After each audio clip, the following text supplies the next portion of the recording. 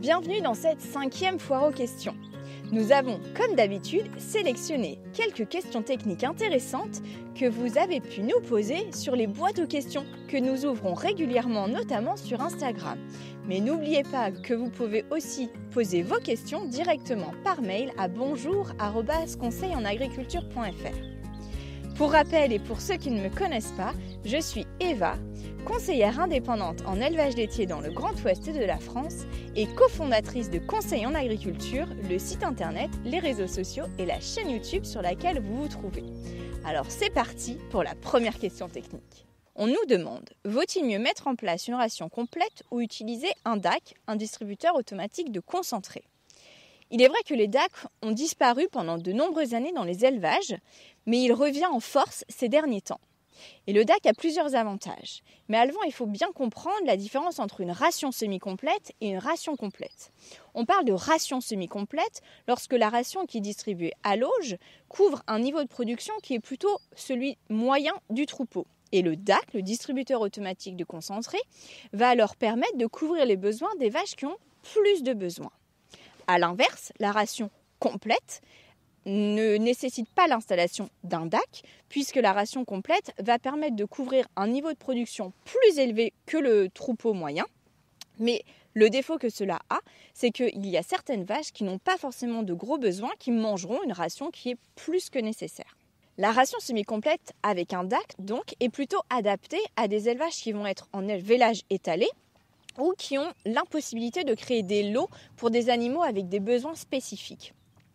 Il y a quand même quelques prérequis à respecter pour qu'un DAC puisse être bien efficace dans un élevage. Et notamment un temps de présence en bâtiment de minimum 4 heures par jour, ce qui permettra en moyenne aux animaux de manger 3 kg de concentré au DAC dans la journée.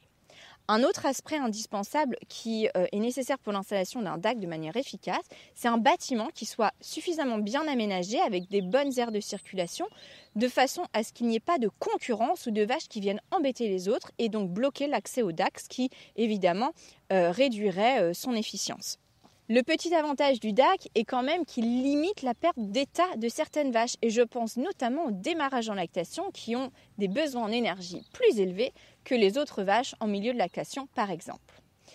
Il vous faudra donc bien garder en tête tous ces aspects afin de décider si vous partez en ration semi-complète avec DAC ou en ration complète et sans oublier de bien tenir compte à la fois du coût d'installation, des frais de maintenance, mais aussi de la main-d'œuvre disponible et de votre confort de travail. C'est parti pour la deuxième question. On nous demande quel est le pH optimal de l'eau pour une vache laitière et donc ses conséquences. Le pH optimal de l'eau pour une vache laitière est compris entre 6 et 8 si on est assez large. En revanche, si on veut être plus précis, le pH visé est plutôt entre 6,8 et 7,5. Un pH mauvais, qui est hors de ces catégories, va réduire la consommation d'eau et donc réduire le potentiel laitier, mais peut aussi donner des perturbations digestives puisque cela va venir acidifier ou justement aggraver l'acidité dans le rumen de la vache. La qualité de l'eau est en effet indispensable, notamment avec ce paramètre du pH, mais il y a surtout les aspects quantitatifs et accès aux abreuvements qui est important dans les élevages dans un premier temps. Il faut bien garder en tête qu'une vache boit entre 80 et 120 litres d'eau par jour en moyenne et on va dire à peu près 3 litres d'eau par kilo de matière sèche ingérée. Il y a quelques aspects techniques que vous pouvez retenir et je pense notamment à un point d'eau pour 10 vaches laitières, un débit d'eau à 20 litres par minute, une hauteur des abreuvoirs à minimum 70-80 cm de haut et une profondeur d'abreuvoir de minimum 15-20 cm. Une fois que vous avez répondu à ces prérequis d'abreuvement, vous pourrez alors creuser la piste de la qualité de l'eau. En avant pour la troisième question. On nous demande, en termes de minéraux lors du pré-sevrage, y a-t-il un réel besoin ou alors le besoin est-il couvert par l'apport de lait ? En effet, le lait de la mère, de la vache laitière, est composé de minéraux, d'oligo-éléments et de vitamines, mais pas de manière suffisante en termes de quantité pour couvrir les besoins de son veau. Et je pense notamment à 3 minéraux et vitamines cruciaux. Le premier, c'est le fer. Il faut savoir que le lait maternel est plutôt carencé en fer Et le veau qui naît avec des réserves hépatiques sont des réserves qui s'épuisent au bout de 2-3 semaines. Il est donc nécessaire de venir complémenter le veau en fer pour éviter notamment les anémies. L'autre oligo-élément qui s'associe avec la vitamine sont le sélénium et la vitamine E. Ce sont deux éléments qui influent sur l'immunité de l'animal. Et plus la mère a eu une alimentation complémentée et riche, adéquate, va avoir un lait maternel riche en sélénium et vitamine E. D'où l'importance de l'apport en colostrum de qualité sur son veau pour être sûr que ses besoins soient couverts. D'où l'importance d'avoir une bonne phase de préparation au vélage pour que les colostrums soient de qualité et qu'on soit sûr que le lait maternel qui soit donné au veau puisse apporter suffisamment de sélénium et de vitamine E afin que l'immunité du veau soit vraiment au top. Le dernier oligo important, c'est le zinc. Il influe sur lui aussi l'immunité, mais surtout la croissance. Et ça, les besoins du veau peuvent être au-delà des apports que peut apporter le lait maternel. D'où l'importance de complémenter le veau, notamment en zinc. Vous l'aurez compris, il est judicieux, dès lors que le veau atteint 2-3 semaines d'âge, de venir le complémenter en minéraux, oligos et vitamines pour être sûr que tous ses besoins soient couverts et particulièrement si le veau n'a pas reçu des colostrums de bonne qualité. Vous pouvez complémenter soit avec un minéral sous forme de bloc alléché, de poudre ou bien directement avec un aliment premier âge qui serait lui aussi venu complémenter d'un minéral. Vous le verrez, adapter la complémentation d'un veau va avoir de vraies conséquences à la fois en termes de croissance, en termes de diarrhée, d'événements sanitaires quelconques, comme notamment les événements respiratoires, puisqu'en fait son immunité générale va être bien meilleure et donc vous aurez de plus belles génisses. La quatrième question qui nous est posée est « À quoi sert un tamis à bouse ?» Eh bien, le tamis à bouse est un outil de diagnostic qui permet de voir si le phénomène de digestion de la ration est plutôt favorable chez les vaches. Il permet aussi de déceler s'il y a un bon équilibre entre les fibres courtes et les fibres longues dans la ration. Cela permet aussi de mettre en avant quelques phénomènes de digestion qui ne seraient pas favorables, comme notamment les acidoses. Le tamis bouse est simple d'utilisation. Il est composé d'un bac receveur et de 2 tamis différents avec des mailles de taille variée. On va venir collecter un mélange de bouse sur le troupeau dont on va venir verser le contenant dans le tamis à bouse et ainsi, après filtration, on va venir séparer en 3 phases en constituant des boules de bouse et ainsi, ça va nous obtenir, selon une méthode hollandaise qui s'appelle ABZ, un diagnostic de la ration qui est basé sur 3 éléments.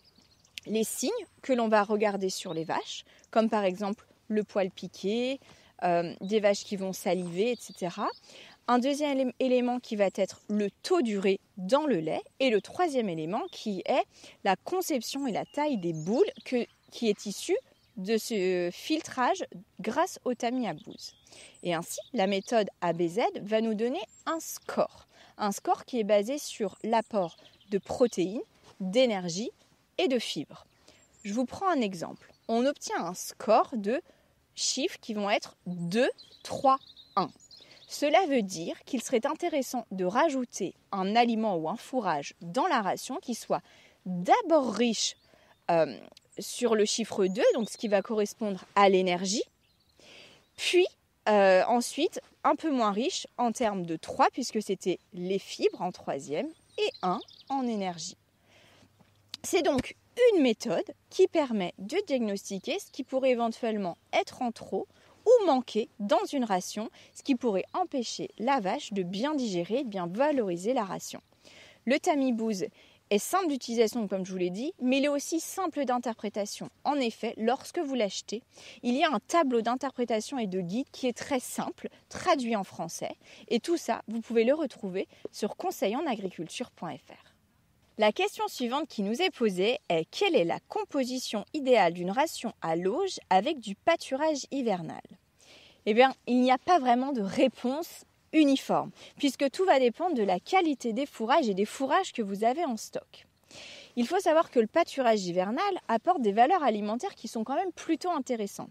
Les stations expérimentales du Grand Ouest de la France ont mis en avant sur du pâturage hivernal des valeurs alimentaires qui oscillent entre 16 et 21% de matière azotée totale, ce qui est quand même plutôt intéressant, et c'est souvent plus que certains ensilages d'herbes qui sont récoltés de nos jours. Cela apporte aussi des valeurs alimentaires qui sont comprises entre 0,89 et 0,98 UFL valeur INRA 2018 et un taux de cellulose brute compris entre 16 et 21%, ce qui est plutôt faible en termes d'apport de fibres. Vous l'aurez donc compris, faire du pâturage hivernal, c'est bien, mais il faut bien l'équilibrer avec un apport de fibres et de valeurs alimentaires suffisant à l'auge. Mais avant d'en venir à ça, je préfère quand même vous rappeler qu'il a été montré que la croissance de l'herbe en décembre et aujourd'hui aussi en janvier est plutôt proche de zéro.